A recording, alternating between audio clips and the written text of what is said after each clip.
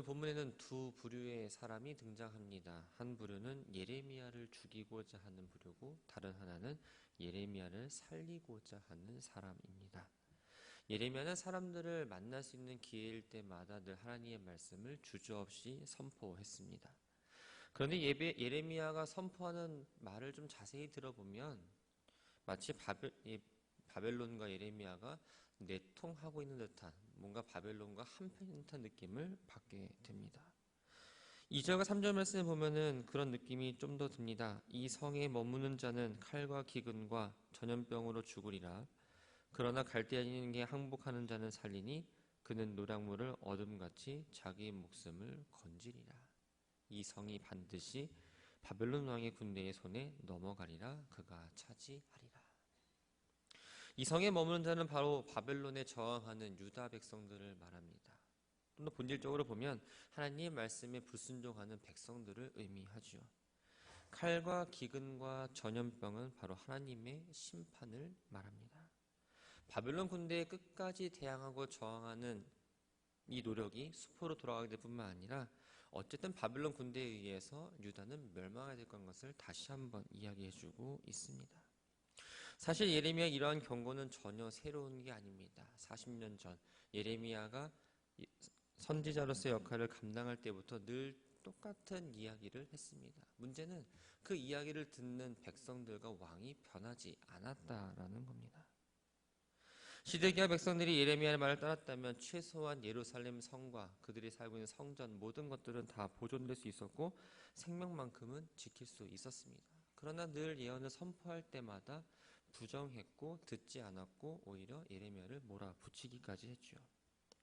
결국 예레미야의 멸망 선포를 들은 이 고관들은 왕에게 예레미야를 죽이라고 말합니다. 4절을 보면 이 사람이 백성이 평안을 구하지 아니하고 재난을 구하오니 청하건대 이 사람을 죽이소서. 그가 이같이 말하여 이 성에 남은 군사의 손과 모든 백성의 손을 약하게 하나이다. 약하게 한다라는 건 바로 용기를 잃게 한다라는 의미입니다. 고관들은 예레미야가 전한 유다의 멸망을 들은 이 백성들과 군사들이 사기를 떨어뜨렸다는 거예요. 그래서 국가의 안전을 위협했고 그러한 행동들이 나라를 팔아먹는 매국 행위라고 몰아붙이고 있습니다. 정치적으로 본다면 예레미야 이런 예언은 분명히 백성들의 어떤 결속력을 와해시키는 건 맞았습니다. 그러나 유다의 멸망은 예레미야의 개인적인 뜻이 아니라 바로 하나님의 뜻이었다라는 겁니다. 하나님 뜻에 순종하여 바벨론에 항복함으로써 자신의 죄에 대해서 하나님의 형벌을 겸손히 받아들이고 또 회개를 먼저 했었어야 합니다. 이러한 의미에서 보면 예레미야 예언은 정말 나라를 위한 행동이었고 반대로 예레미야를 박해하는 이 고관들의 행위는 바로 나라를 멸망으로 이끄는 행위였던 거죠. 5절 말씀을 보면 시드기야 고관들의 요청을 그대로 받아들였다는 사실을 우리가 알게 됩니다. 시드기야는 바벨론의 왕에 의해서 왕으로 세워진 사람입니다. 그런데 그 밑에 있는 대신들을 보면 반바벨론주의였고 친애굽파를 주로 이러다 보니까 왕이 왕으로서의 힘을 제대로 역할을 못할 수밖에 없었던 겁니다. 물론 시드기야 역시 예레미야가 민족과 나라를 팔아먹는 사람은 아니라는 걸 알았습니다. 그럼에도 불구하고 어쩔 수 없이 이 고관들의 뜻을 따르게 됩니다. 고관들은 소정의 목적을 달성했습니다. 국가의 해악을 끼친다고 생각했던 이 예레미야에 대한 신병을 확보했고 그 고관들은 즉시 예레미야를 끌어다가 감옥들에 있는 왕의 말기와 구덩이에 넣어버립니다. 그리고 그것을 줄을 매달아 내렸다는 거죠. 그만큼 깊은 구덩이에 빠뜨려졌다는 걸 알 수 있습니다. 그곳에는 물이 전혀 없었고 진흙만이 있던 곳이었습니다. 말기의 구덩이 갇힌 예레미야는 사실상 사형을 당한 것처럼 아무것도 할 수 없는 죽음을 기다리는 처지에 있었던 거죠. 이때 예레미야의 생명을 지키기 위해서 에벤멜렉이라는 사람이 등장을 합니다. 왕의 종이라는 이름을 뜻을 가진 이 에벤멜렉은 고수 출신의 내시가 되어서 왕궁에 있었던 이방인이었습니다. 고관들이 예레미야를 구덩이에 던져 넣었다는 소식을 에벤멜렉이 들었을 때 시드기야는 베냐민 문 앞에 서 있었습니다. 성문에 나와 앉아 있다라는 그 말은 바로 재판의 기능을 수행하고 있다라는 의미입니다. 재판은 공정해야 됩니다. 그럼에도 불구하고 시드기야는 고관들과 백성들과 함께 이 예레미야의 불의한 처지에 대해서 외면을 하고 있었던 겁니다. 에벤멜렉이 베냐민 문 앞에 앉아있는 왕에게 이렇게 탄원합니다. 내 주 왕이여, 저 사람들이 선지자 예레미야에게 행한 모든 일은 악하니이다. 성중에 떡이 떨어졌거늘 그들이 그를 구덩이에 던져 넣었으니 그가 거기에서 굶어 죽으리라. 바벨론 군대가 예루살렘 성을 포위했습니다. 그렇다면 모든 퇴로도 막았을 것이고 보급로도 다 막았을 겁니다. 성 안에서 먹는 떡의 양도 분명 한정돼 있었겠죠. 예레미야는 굶주림에 지쳐서 거의 아사 직전에 이르게 되었다는 겁니다. 결국 시드기야가 이 예레미야를 살려줄 것을 요청하고 있는 겁니다. 시드기야는 최소한 왕으로서 정의로운 판단을 내려야 했습니다. 에벤멜렉의 청을 받아들인 시드기야는 이렇게 명령을 합니다. 너는 여기서 30명을 데리고 가서 선지자 예레미야에게 죽기 전에 그를 구덩이에서 끌어내라. 이 시드기야 왕의 행동이 5절과는 전혀 다른 모습을 보여줍니다. 만약 이 에벤멜렉이 용기 있는 간언을 하지 않았더라면 시드기야는 이렇게 행동하지 않았을 겁니다. 또 30명의 군사라는 것을 정확히 이야기하면서 구체적인 방법으로 예레미야를 구할 생각도 하지 않았겠죠. 에벤멜렉의 간언은 바로 시드기야의 마음을 움직였고 구덩이에 빠져있는 이 예레미야를 살리는 데 아주 중요한 역할을 했던 겁니다. 에벤멜렉은 진흙구덩이에 갇혀있는 이 예레미야를 끌어내고자 가진 것들을 이용해서 밧줄을 만들고 그를 끌어 올려냅니다. 진흙구덩이에 빠져있는 이 예레미야를 끌어올림으로써 죽음을 면할 수 있기까지 했지만 더 많은 것들은 할 수가 없었습니다. 만약 이 예레미야가 감옥에서 다른 장소로 옮기게 된다면 분명 고관들에 의해서 또다시 체포될 거 알았기 때문에 예레미야는 시대들에 그냥 남도록 조치를 하게 됐던 거죠. 이 시대들에서의 생활은 바로 예루살렘이 함락될 때까지 이어진다고 말을 합니다. 14절부터 28절까지의 말씀을 보면 시드기야와 예레미야가 두 번째 대면을 하는 사건이 나옵니다. 시드기야 왕이 예레미야를 부릅니다. 그런데 37장에 보면 왕궁에서 불렀던 건 다르게 이번에는 성전 셋째 문이라는 곳에서 불렀습니다. 아주 은밀하게 만나고자 그곳에서 만났던 거죠. 은밀하게 예레미야를 다시 만난 시드기야 왕은 예레미야에게 뭔가를 물으려고 합니다. 그러나 예레미야는 왕에게 아무리 이야기해도 왕은 내 이야기에 귀담아 듣지 않을 거 아닙니까? 라면서 이야기를 또 합니다. 이전에는 여러 번 하나님 말씀에 선포했음을 불구하고 순종하지 않았기 때문에 오히려 이야기를 듣고도 자기를 해치려 했기 때문에 왕을 믿지 않았던 거예요. 그런데 시드기야가 이렇게 얘기합니다. 하나님이 살아계심을 두고 예레미야를 죽이지도 않고 고관들에게도 넘기지 않겠다라는 맹세를 합니다. 하나님의 이름을 걸고 약속을 했습니다. 그러나 하나님의 존재를 인정했다는 거죠. 그럼에도 불구하고 예레미야는 하나님의 말씀은 따르지 않았습니다. 맹세를 들은 예레미야는 시드기야가 이렇게 이야기합니다. 시드기야 왕이 바벨론의 고위 관리들에게 항복하면 생명은 안전할 것입니다. 예루살렘도 불사름을 당하지 않습니다. 왕과 가족들의 목숨도 보존됩니다. 그러나 항복하지 않고 끝까지 저항하거나 도망하는 경우에는 예루살렘은 파괴가 되고 왕은 포로로 잡혀가게 될 겁니다. 시간이 흘렀지만 늘 예레미야 예언은 전혀 바뀐 게 없습니다. 예레미야의 답변을 들은 시드기야와 사실 속내의 마음을 드러냅니다. 마음속에 있는 불안과 염려를 털어놓죠.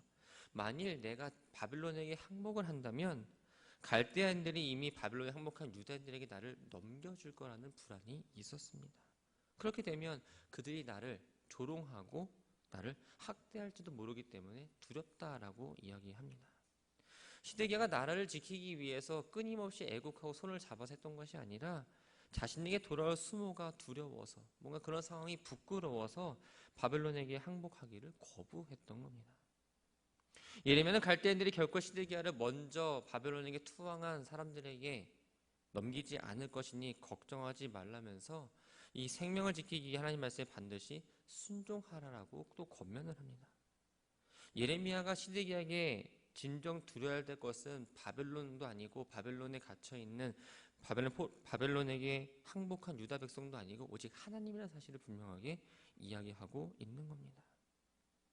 만약 하나님 명령을 무시하고 바벨론에게 항복을 거절한다면 하나님께서 예레미야에게 예언하신 대로 그 진노를 그대로 받게 될 거라고 이야기하고 있습니다. 22절, 23절을 보면 예레미야가 구체적으로 유다의 이말 재앙에 대해서 이야기합니다. 22절 말씀 먼저 보겠습니다. 유다 왕국에 남아있는 모든 여자가 바벨론 왕의 고관들에게 끌려갈 것이다. 그리고 끌려가는 궁녀들은 시드기야에게 이렇게 말할 거라는 겁니다. 내가 신뢰하던 친구들이 너를 속여서 너를 망하게 했다. 내 발이 진흙속에 빠지니 너를 버렸다. 여기서의 친구들은 바로 평소에 예루살렘은 안전합니다, 절대 무너지지 않습니다 하고 이야기했던 거짓 선지자들일 수도 있고, 또한 바벨론의 결사항전을 주장하는 친애굽파 고관들을 말합니다. 시드기야를 부추겨서 바벨론에 대항을 해놓고 나서 막상 부딪히고 나면은 그 자취를 감추었다라고 조롱하고 있는 거죠. 또 다른 재앙은 무엇일까요? 내 아내들과 자녀는 갈대아인에게 끌려갔고 너는 그들의 손에서 벗어나지 못하고 바벨론 왕의 손에 잡히리라. 이 성은 불사름을 당하게 된다입니다. 39장 말씀을 보면 유다왕 시드기야 11년에 예루살렘이 함락이 됩니다. 시드기야뿐만 아니라 그의 왕들과 왕자들이 비밀 통로라고 하는 동산을, 왕의 동산길을 쫓아 성을 벗어났지만 결국 시드기야와 그 가족들은 붙잡히게 됩니다. 결국 이 예언이 말씀대로 성취됐다는 것을 우리는 알 수 있죠. 25절 26절 말씀은 예레미야 예언을 듣고 난 이후에 시드기야의 반응이 나옵니다. 먼저 왕의 관리들에게 우리들 사이의 대화를 아무에게도 이야기하지 말라고 경고하면서 혹 이 경고를 무시하면 너는 반드시 죽게 될 거라고 이야기합니다. 그러나 침묵하는 것만으로는 상황이 진정된다는 보장은 없었습니다. 왜냐하면 왕실 관리들이 둘 사이에 만났고 대화 사실이 어떻게 됐는지를 반드시 알 수밖에 없었기 때문입니다. 그렇게 되면 자신의 왕이 흔들릴 수밖에 없다라는 그 걱정 때문에 예레미야에게 이 염려의 상황을 미리 알려주고 어떻게 행동하라고 지금 행동 수치까지도 알려주고 있는 거죠. 고관들이 예레미야에게 찾아와서 왕과 무슨 내용을 나누었냐라고 한다면 단지 감옥 생활에 대해서 이야기했을 뿐 아무 얘기하지 말라라고 구체적인 행동 수치까지 알려줍니다. 왕이 우려한 대로 왕실 관리들이 둘의 만남을 눈치채고 예레미야를 찾아왔습니다. 예레미야는 왕이 시키는 대로 아무런 왕과의 대화를 이야기하지 않고 있는 그대로 말을 합니다. 시드기야 왕이 예레미야의 대화의 내용을 숨기려 했던 것은 예레미야 예언을 듣고 마땅히 행동해야 할 행위가 무엇인지를 알고 있었습니다. 그럼에도 그는 어떻게 이것을 해야 될까를 계속 갈팡질팡했던 거죠. 용기와 믿음이 없었던 겁니다. 은밀하게 예레미야만을 찾아갔지만 결국 실행에 옮기지는 못했습니다. 예레미야는 생각했습니다. 왕이 바뀌기를 생각했습니다. 그러나 결코 왕은 바뀌지 않았습니다. 아무런 변화가 없었고 예레미야는 예루살렘 성이 함락될 때까지 시대들에 갇혀 있었고 결국 예레미야가 아닌 그 시드기야 왕은 결국 진노를 받고 유다가 멸망하게 되는 것으로 말씀이 맞춰집니다. 말씀을 정리합니다. 성경은 우리가 하나님의 뜻을 아는 것, 또 깨닫는 것을 중요한 복이라고 이야기하지만 더 중요한 것을 이야기하고 있습니다. 그것은 하나님의 말씀을 있는 그대로 순종하는 것입니다. 시드기야는 축복의 길, 은혜와 구원의 길로 나갈 수 있는 기회를 여러 번 받았습니다. 그 말씀에 순종했다면 충분히 목숨도 구할 수 있었고 역사가 바뀌어졌을 수도 있었을 겁니다. 그러나 사람을 의식했습니다. 믿음이 없었습니다. 순종하지 않았기 때문에 결코 복된 자리로 나아갈 수가 없었습니다. 우리는 요즘 말씀이 넘쳐나는 시대를 살아갑니다. 이렇게 예배를 드리면서 말씀을 들을 수도 있고 인터넷으로 다른 설교자의 설교를 들을 수도 있습니다. 또 성경 강좌도 들을 수 있지요. 정말 말씀의 홍수에서 충만하게 살아갑니다. 그런데 정작 우리 주변을 살펴보면 과연 말씀에 순종하는 사람들을 찾아보십시오라고 하면은 사실 너무나 손에 꼽히는 게 현실입니다.